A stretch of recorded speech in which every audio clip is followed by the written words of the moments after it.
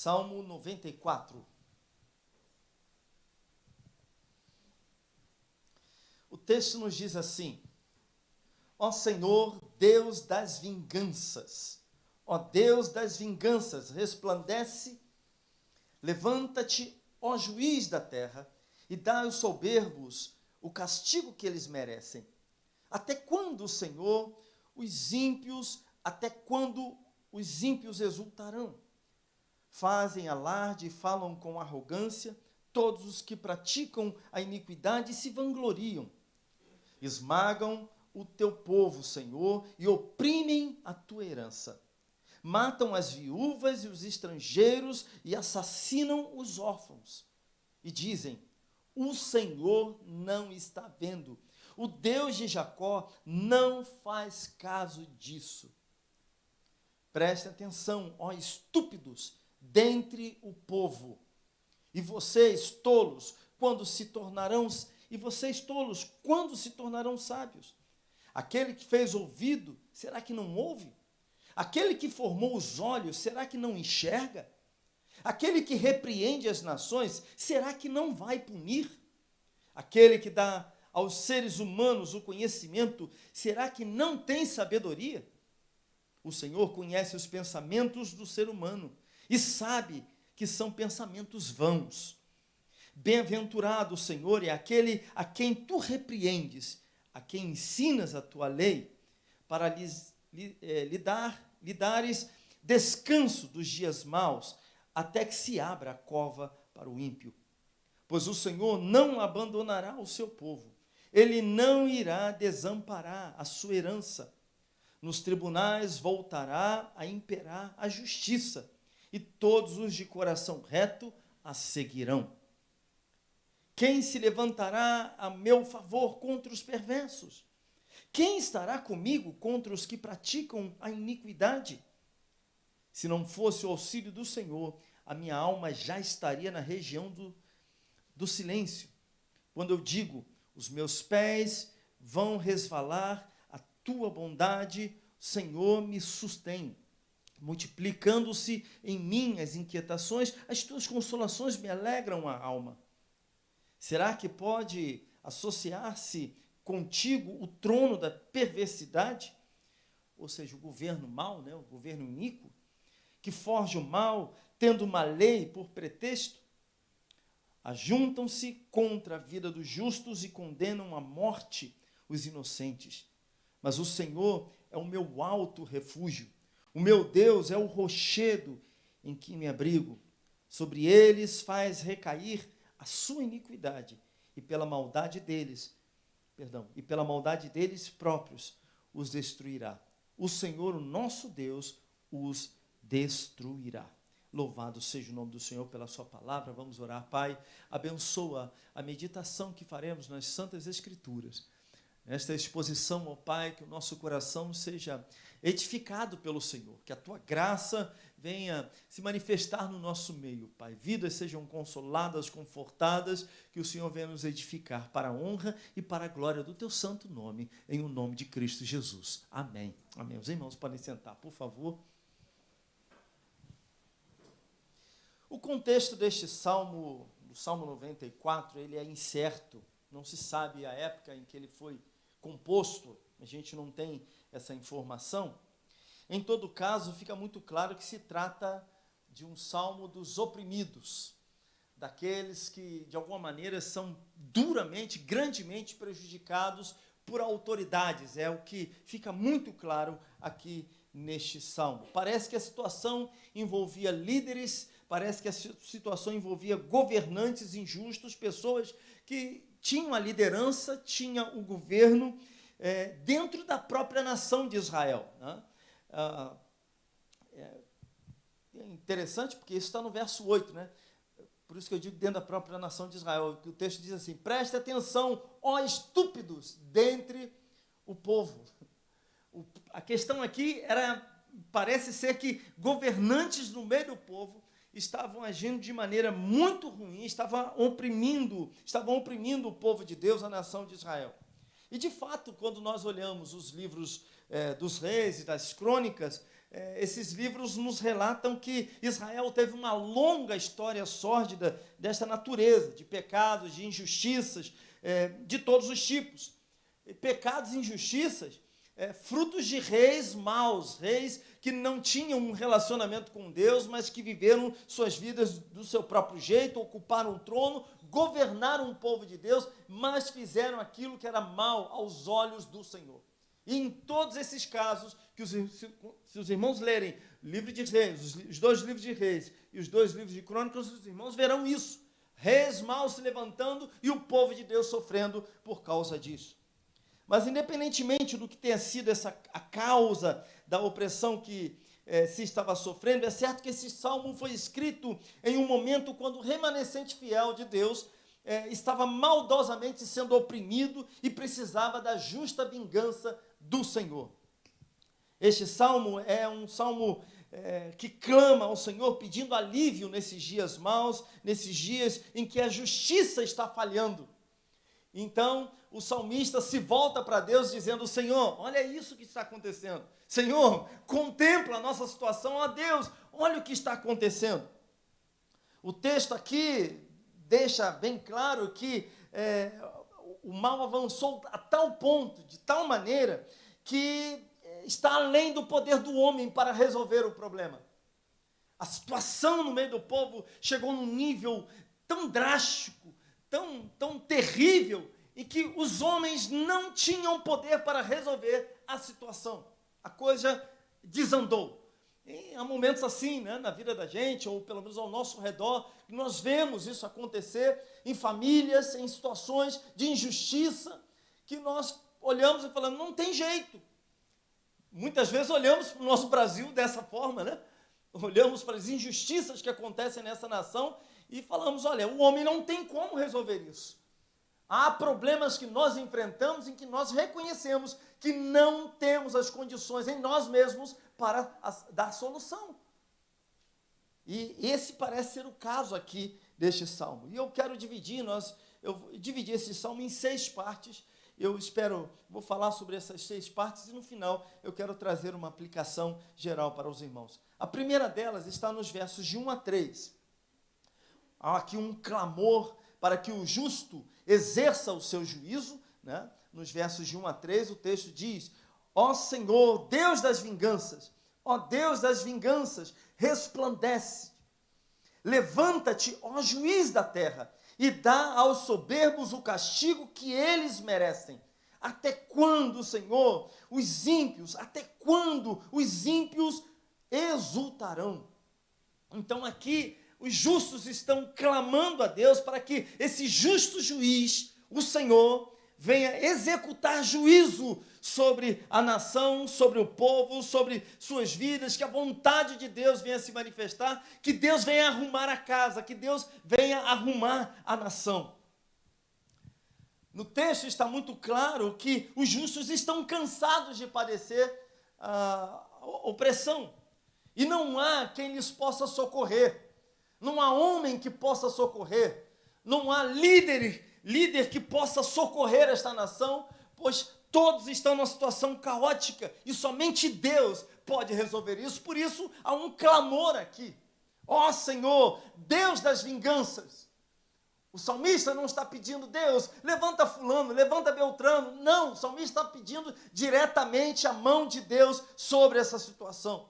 O salmista está pedindo para que Deus venha vingar o povo. A situação era tão caótica que eles viam: olha, somente Deus para executar juízo aqui. Somente Deus para fazer aquilo que é certo. Somente Deus, o justo juiz, para vir sobre a nação e realizar a vontade dele. O salmista está ansiando por libertação ou livramento. Ele não duvida que o Senhor reina. Nós lemos isso no Salmo 93, o Salmo anterior fala sobre isso. Reina o Senhor, ele se revestiu de majestade, o Senhor se revestiu de poder e se cingiu, firmou um mundo que não vacila.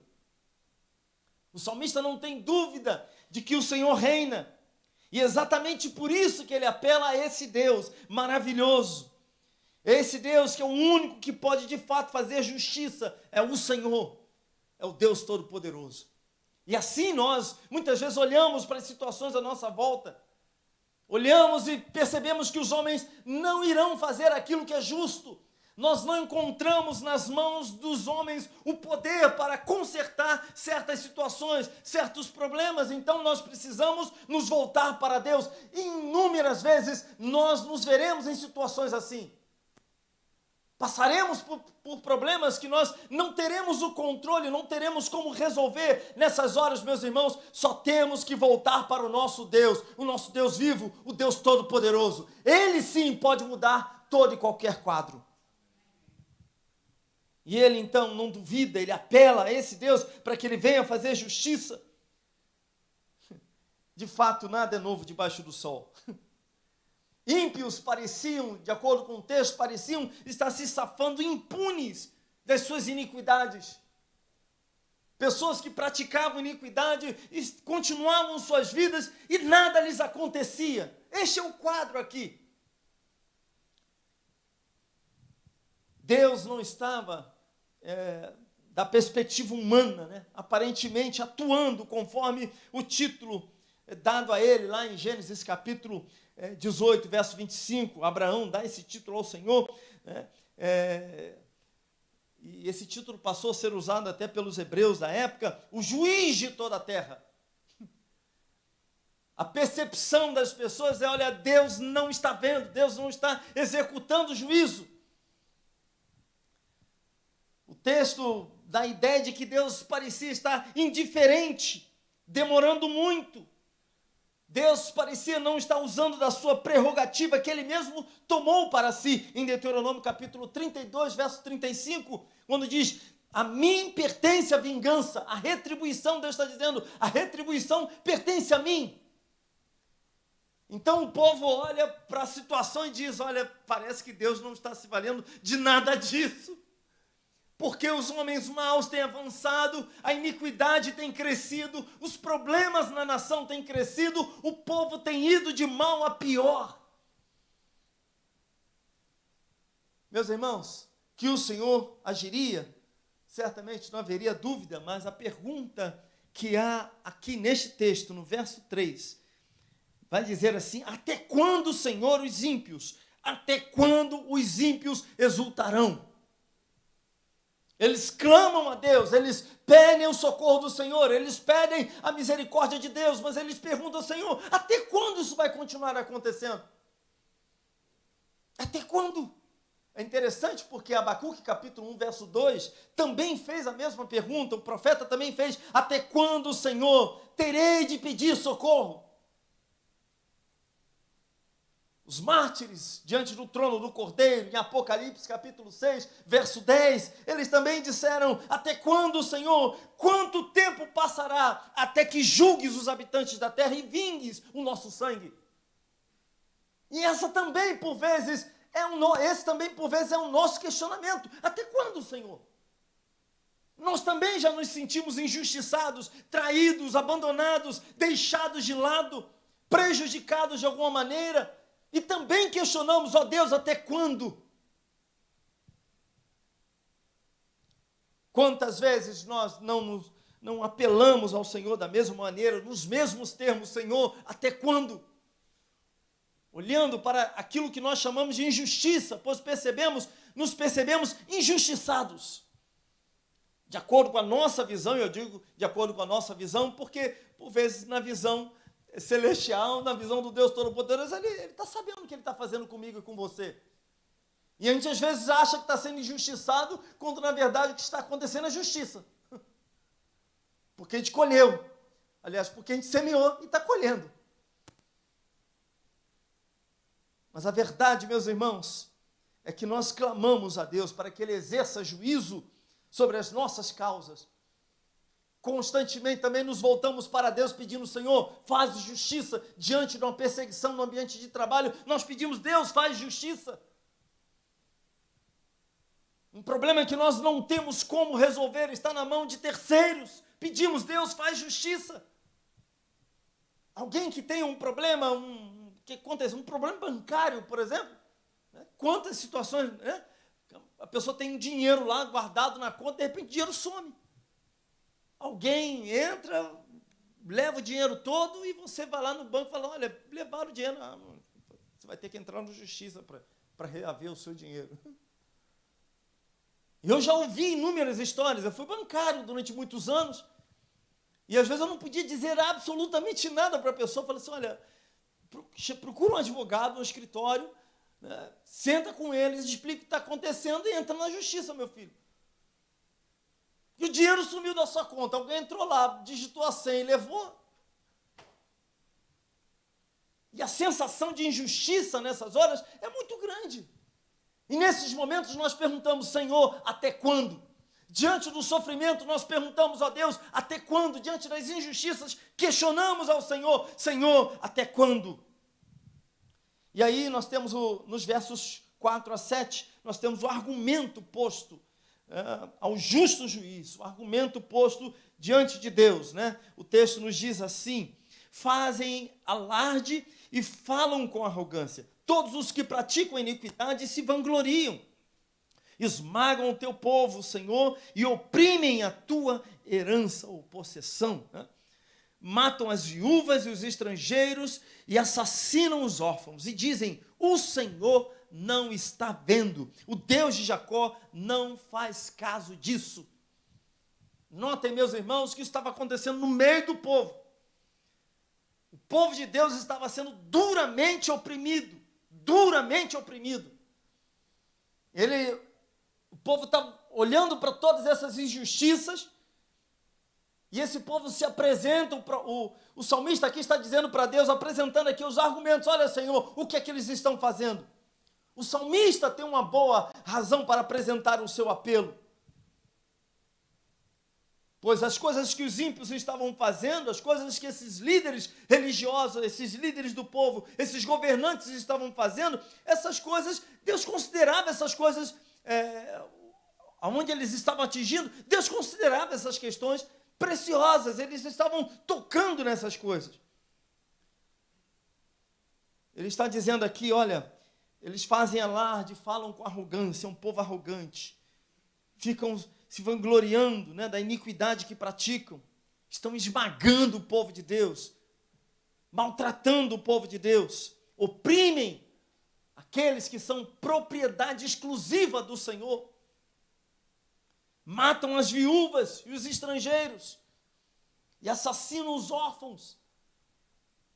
Ainda estão dizendo, olha, Deus não está vendo nada disso, o Deus de Jacó não está fazendo caso de nada disso. Tudo continua acontecendo e nós não estamos vendo nada acontecer. Não há juízo sobre nós.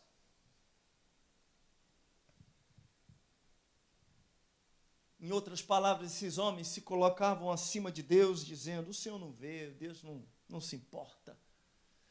E a gente às vezes olha para tudo que está acontecendo à volta, a gente olha para as injustiças à nossa volta, a gente olha para as pessoas sofrendo, para os problemas à nossa volta, coisas tão complicadas, e nós perguntamos, cadê o Senhor? E aí nós temos nos versos de 8 a 11, a advertência imposta pelo justo juiz. O texto diz assim, nos versos de 8 a 11, presta atenção, ó estúpidos, dentre o povo. Deus está falando, a palavra aqui está falando de pessoas dentro do povo de Deus, faz parte do povo de Deus. E vocês tolos, quando se tornarão sábios? Aquele que fez ouvido, será que não ouve? Aquele que formou os olhos, será que não enxerga? Aquele que repreende as nações, será que não vai punir? Aquele que dá aos seres humanos o conhecimento, será que não tem sabedoria? O Senhor conhece os pensamentos do ser humano e sabe que são pensamentos vãos. Agora esses perversos estão sendo avisados de que Deus ouve o clamor do seu povo. Esses perversos estão sendo alertados, olha, Deus está ouvindo tudo que o povo está clamando. Afinal, o próprio Deus criou os ouvidos, então ele não é surdo. O próprio Deus vê o que os ímpios estão fazendo. Ele mesmo formou os olhos, no verso 9. Ele sabe do que todo mundo está fazendo, ele conhece intimamente cada pensamento. Ele Ele sabe das coisas que alimentam o coração, Ele sabe daquilo que vai no coração do homem. Meus irmãos, o salmista deixa bem claro aqui, que Deus vê, Deus ouve, Deus conhece o coração do homem. Nesse momento de extrema dificuldade do povo, de sofrimento, aqui nós temos uma expressão de fé, uma declaração de confiança no Senhor. O salmista está dizendo, olha, Deus vê, Deus ouve, Deus conhece o coração do homem. E nós? E você? Também poderia dizer a mesma coisa com tamanha convicção? Há alguns momentos na nossa vida em que parece que nos falta essa convicção, esta fé, essa certeza de que Deus está vendo, de que Deus conhece o coração do homem, de que Deus ouve tudo aquilo que está sendo dito. Mas nós precisamos, meus irmãos, aprender a descansar na graça de Deus, no poder de Deus, na misericórdia do Senhor, no amor do Senhor. Pois o nosso Deus não é cego, o nosso Deus não é surdo, o nosso Deus conhece todas as coisas, Ele sabe de todas as coisas. E me parece que às vezes nós agimos como se Deus não soubesse das coisas. Como se os homens pudessem pegar Deus de surpresa. Como se o homem pudesse enganar o Senhor de alguma maneira. Deus conhece os nossos pensamentos. Deus conhece os propósitos da nossa alma, do nosso coração. Deus sabe das orações que nós fazemos e dessas orações que batem com aquilo que vai lá dentro do nosso coração. Quem aqui nunca se sentiu tentado em orar, de repente, de alguma coisa diferente daquilo que ia na alma, né? Você está com o coração frio, aberto, está com o coração murcho demais, sem convicção nenhuma, sem fé, o coração está caído, está esmagado. E aí você, porque está na companhia dos irmãos, Senhor, nós cremos no Senhor. Crê nada, rapaz.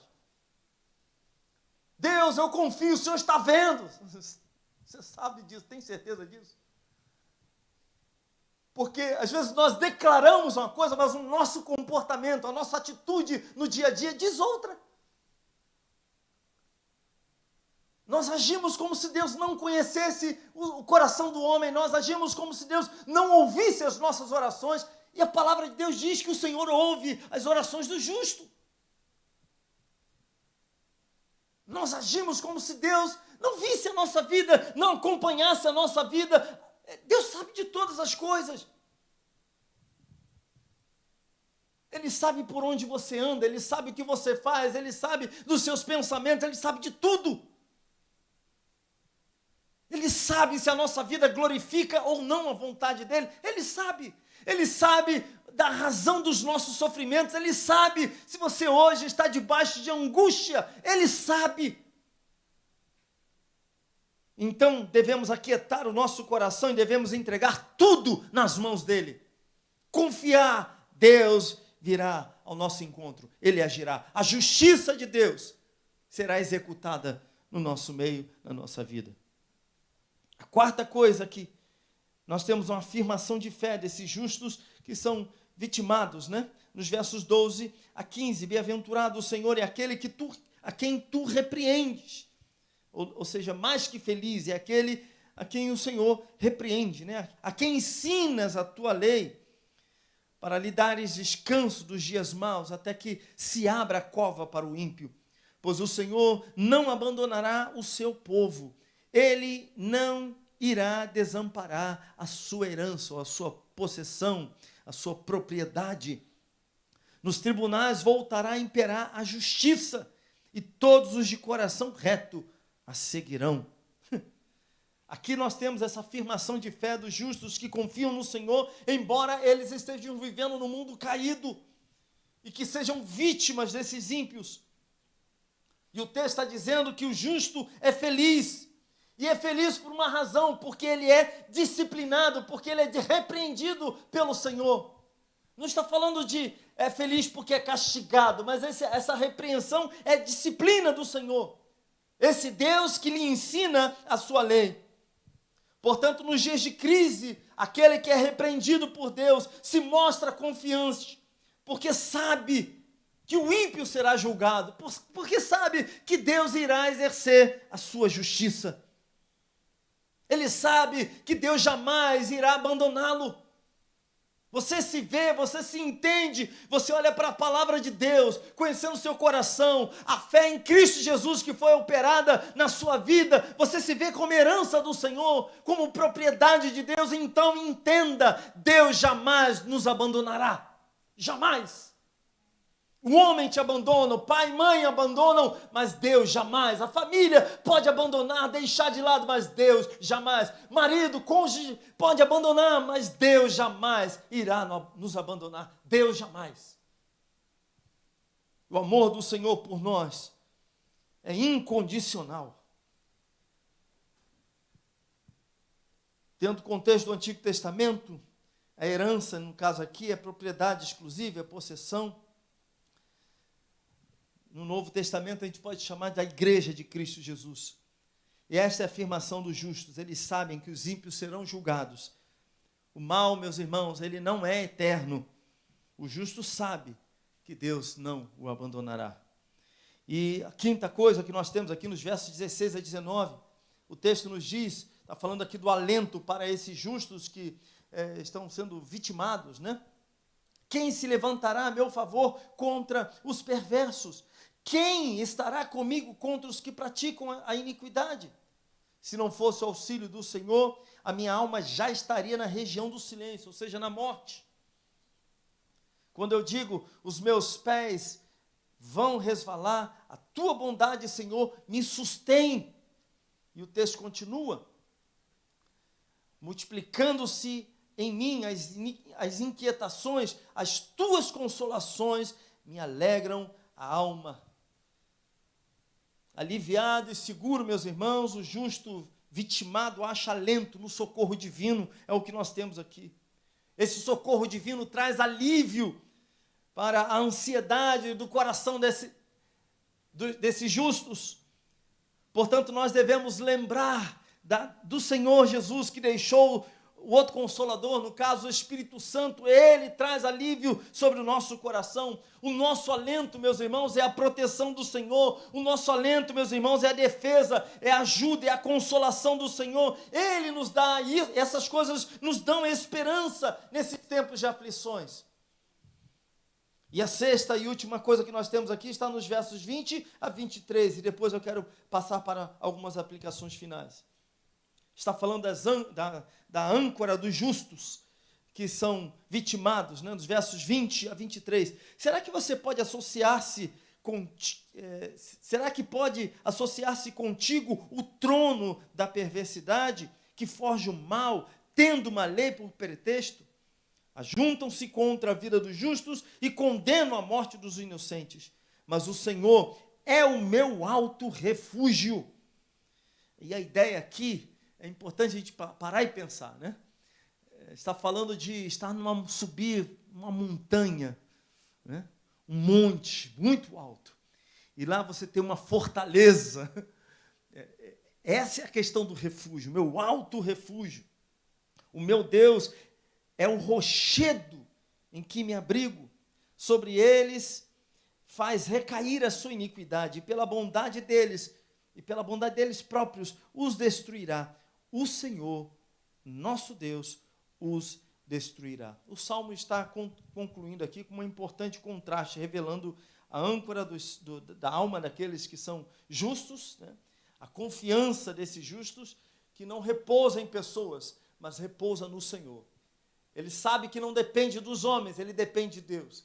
Ele sabe que diante dos homens podem falhar, mas Deus não vai falhar. Ele sabe que essa fortaleza, esse refúgio do Senhor não pode ser abalado. E por vezes, meus irmãos, nós tentamos refugiar a nossa alma, o nosso coração, diante dos problemas que nós enfrentamos. Refugiamos a nossa alma, o nosso coração em coisas, em pessoas, no trabalho, no dinheiro que ganhamos, na nossa sabedoria, no conhecimento que temos, nos anos de carreira que temos, nos anos de profissionais que temos. Tentamos refugiar a nossa alma nessas coisas. Mas tudo isso passa. A prosperidade material passa. Passa ou não passa? Passa. Quantas vezes você já não ouviu de pessoas que eram muito bem financeiramente, de repente, perde tudo. As pessoas falham, meus irmãos. Nós não podemos nos refugiar em pessoas. Vocês não podem se refugiar em mim. Compreende isso? Permaneço na igreja, tá? Mas não é. Por quê? Porque em algum momento eu vou falhar, porque em algum momento eu vou errar, e eu vou depender da misericórdia, da graça e do perdão dos irmãos. Vai ter um dia que você vai estar comemorando alguma coisa, vai desejar uma ligação do pastor Evandro, e o pastor Evandro não vai te ligar. Não porque ele não quer, não quero falar com o irmão. Não é nada disso. Pode ser que um dia você esteja chorando, e os seus irmãos em Cristo, a quem você ama, não percebam a sua dor, a sua lágrima, a sua angústia. E que sem querer, eles viram nas costas para você. Essa vai ser a sua percepção. Mas isso não significa que Deus não lhe ame. Os homens vão falhar. O sistema vai falhar. Mas nós temos um Deus que é o nosso refúgio e fortaleza, socorro bem presente na hora da angústia. Ele jamais falhará. Ele nunca falha. Podemos nos refugiar nele. Ele não é abalado, nós somos abalados. Ele jamais. As estruturas humanas falham, Deus jamais.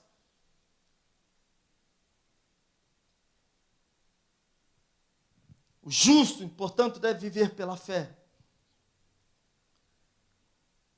O justo, portanto, deve se abrigar naquele que o fortalece.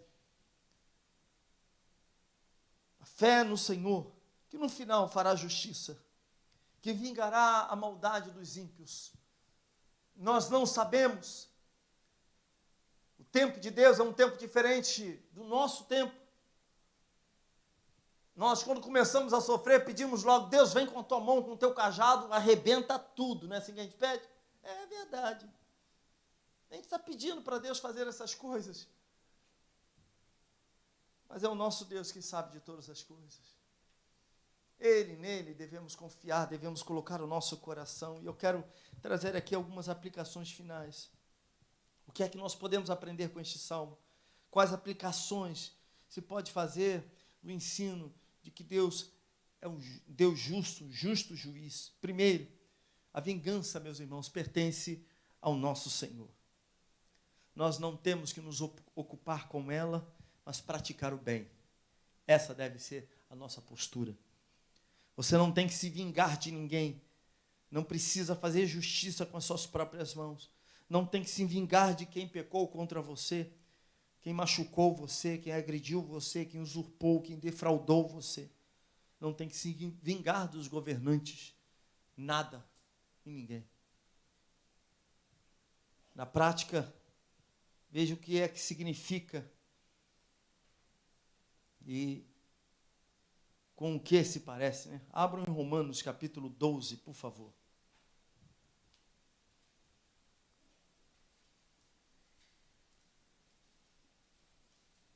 Romanos capítulo 12.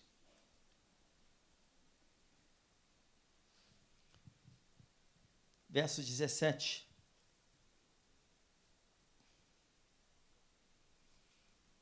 O texto nos diz, não paguem a ninguém mal por mal. Procurem fazer o que é bem diante de todos. Se possível, no que depender de vocês, vivam em paz com todas as pessoas. Meus amados, não façam justiça com as próprias mãos, mas deem lugar à ira de Deus, pois está escrito, a mim pertence a vingança, eu é que retribuirei, diz o Senhor. Façam o contrário. Se o seu inimigo tiver fome, dê-lhe de comer. Se tiver sede, dê-lhe de beber. Porque fazendo isto, você amontoará brasas vivas sobre a cabeça dele. Não se deixe vencer pelo mal, mas vença o mal com o bem. Abram também em 1 Pedro, por favor, capítulo 2. 1 Pedro, capítulo 2.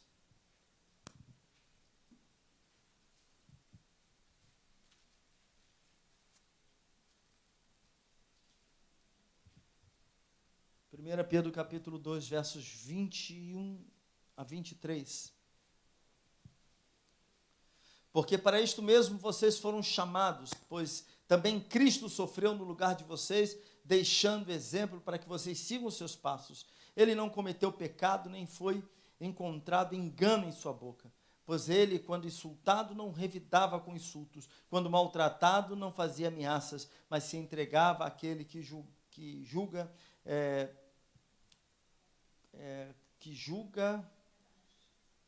meu Pai do céu, perdi aqui, que julga retamente, né? Ou seja, nós devemos vencer o mal praticando o bem, nós não podemos fazer aquilo que é errado. Segunda lição que eu quero trazer para os irmãos é que nós devemos procurar viver pelos padrões divinos de justiça reveladas pelo Senhor na sua palavra, né? Deus não se vinga por capricho. Deus não é como nós somos. Por qualquer coisinha vem logo aquele desejo de retribuir, né? Um colega de trabalho não abriu a porta para você, aí você não vai abrir também não.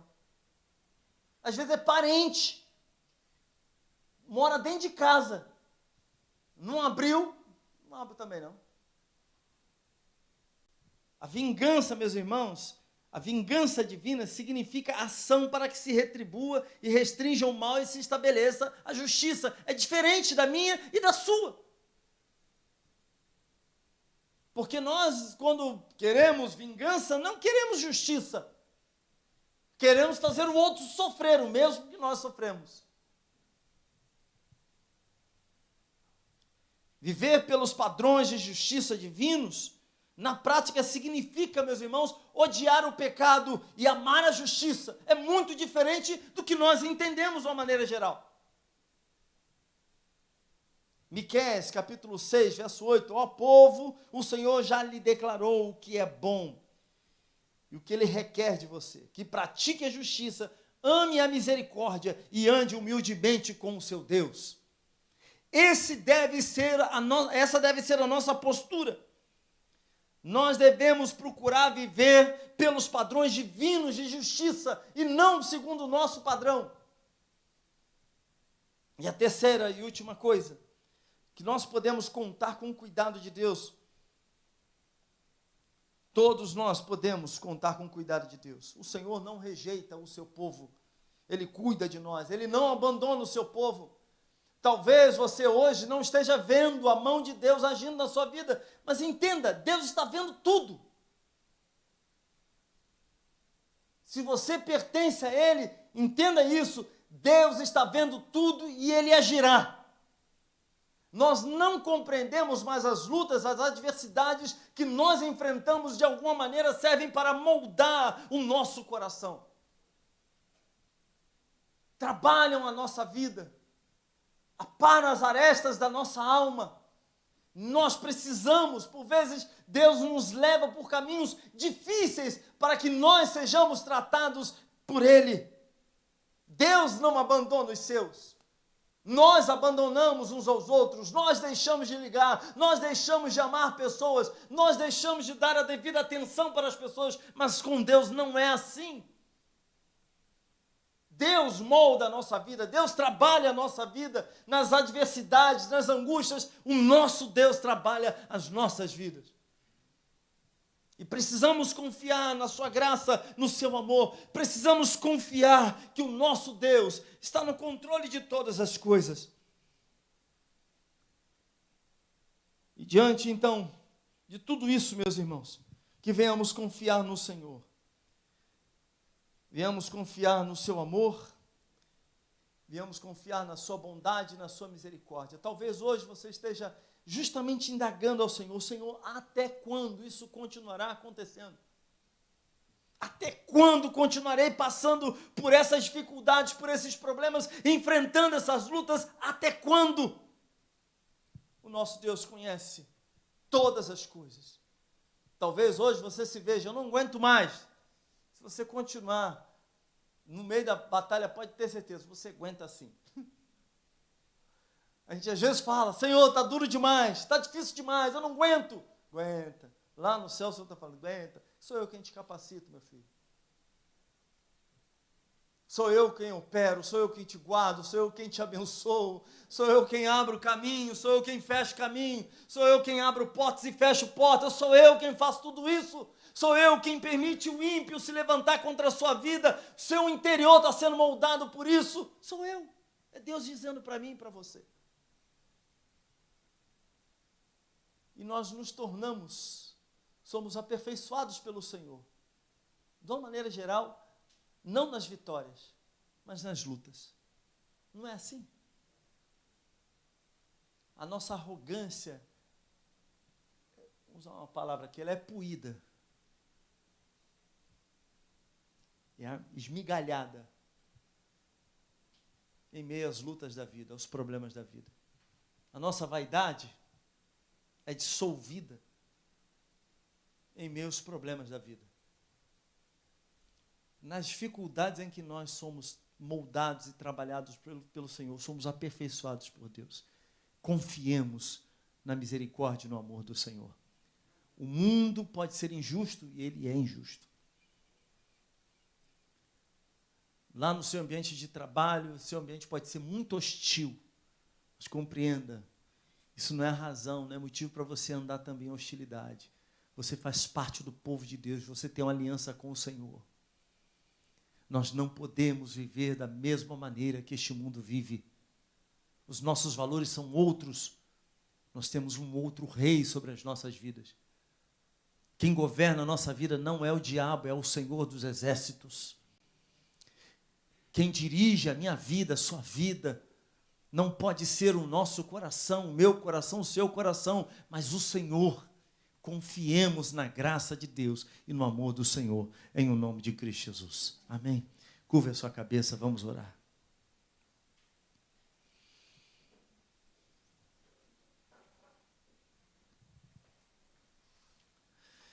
Deus e Pai, aqui estão os meus irmãos, aqui estamos nós, ó Deus, que clamamos ao Senhor para que o Senhor venha exercer justo juízo, venha exercer a justiça sobre as nossas vidas, as causas, os problemas que temos enfrentado, as lutas que enfrentamos. Tu és o justo juízo, ó Deus, e confiamos, portanto, na Tua mão. Nós não entendemos as lutas, as adversidades que enfrentamos, o porquê permanecemos durante tanto tempo debaixo de uma prova, de uma luta, de uma adversidade que machuca, que fere o nosso coração. Nós não conseguimos, às vezes, compreender isso, mas sabemos que Tu és justo. Nós não somos. Nós fazemos tantas coisas por diversos motivos, mas o Senhor nos ama, o Senhor nos quer bem. O Senhor molda o nosso coração, o Senhor trabalha nas nossas vidas, o Senhor tem bons pensamentos a nosso respeito. Portanto, confiemos, ó Deus, na Tua mão, confiemos, ó Senhor, no Teu julgamento. Talvez alguns aqui estejam dizendo: até quando, Senhor? Talvez alguns aqui estejam cansados das tribulações, das lutas, dos problemas, dos enfrentamentos. Estejam dizendo: até quando, Senhor? Até quando? Que venhamos, ó Pai, nos curvar diante do Senhor e confiar na Tua graça, no Teu favor. Confiar que o Senhor irá nos fortalecer dia após dia. E daqui a algum tempo, lá na frente, olharemos para trás e veremos o quanto o Senhor trabalhou na nossa vida, o quanto nós fomos aperfeiçoados no Senhor, o quanto o Senhor usou a tribulação, a angústia e a dor para que o Teu nome fosse glorificado através das nossas vidas.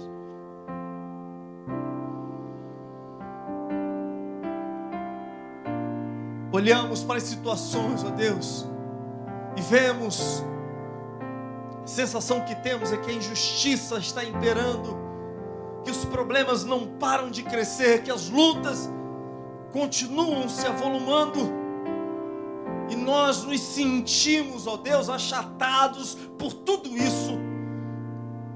Que possamos colocar todas essas coisas diante do justo juiz. Que cada um aqui saiba que o Senhor vê tudo isso. Que ao contrário do que o salmista está dizendo, o Senhor não se importa. Que nós tenhamos a convicção que o Senhor se importa com a nossa vida. Que o Senhor se importa com as nossas lutas.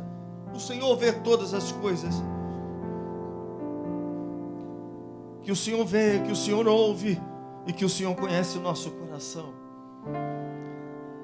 Em o nome de Cristo Jesus, Senhor, te pedimos, ajuda-nos, consola-nos, ampara-nos, socorre-nos, ó Deus, opera milagres no nosso meio, Pai. Algumas pessoas estão enfrentando enfermidade já há muito tempo, isso tem trazido desgaste para o coração, Pai, opera um milagre nessas vidas. As lutas no ambiente de trabalho, as lutas na família, problemas que parecem jamais pararem de crescer. A sensação que temos é que se agigantam dia após dia. Ó Deus, tenha misericórdia de nós, ó Deus. Tenha misericórdia de nós. Venha ao nosso encontro, Senhor. Que possamos entregar tudo em Tuas mãos. Pessoas que se levantam contra nós, pessoas que procuram nos prejudicar, que confiemos no justo juiz. Que venhamos confiar, ó Deus, no Senhor, entregar a Ti. Não venhamos tentar fazer justiça com as nossas próprias mãos, mas venhamos confiar no Senhor. Que venhamos confiar no Teu padrão, no padrão de justiça divino. Em o nome de Cristo Jesus, ajuda-nos, ó Deus.